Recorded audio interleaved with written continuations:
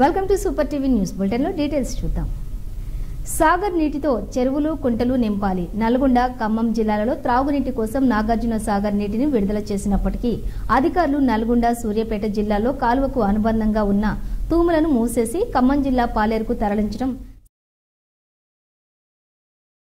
లేదని ఇటు విషయాన్ని స్థానిక ఎమ్మెల్యే ఉత్తమ్ పద్మావతి రెడ్డికి, మంత్రి ఉత్తమ్ కుమార్ రెడ్డికి ఫిర్యాదు చేయనున్నట్లుగా కాంగ్రెస్ పార్టీ సీనియర్ నాయకులు ఆల్వాల రామారావు తెలిపారు. తూములు తెరిస్తే కేసులు పెడతామని అధికారులు అనడం బెదిరింపు ధోరణి అని ఆయన విమర్శించారు. ఉమ్మడి నల్గొండ జిల్లాలోని ఉన్న కుంటలు, చెరువులు లిఫ్ట్ల ద్వారా నింపి త్రాగునీటి సమస్య పరిష్కారం చేయాలని అధికారులను రామారావు కోరారు. సాగర్ కాలువ ఒక్క జిల్లాకే పరిమితమైంది కాదని ఆయన అన్నారు.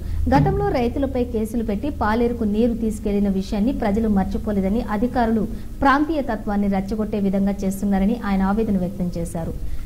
సాగర్ ఎడమ కాలువపై ఉన్న ఎత్తిపోతల ద్వారాగా చెరువులు నింపి త్రాగునీటి సమస్య పరిష్కారం చేయాలని రామారావు కోరారు.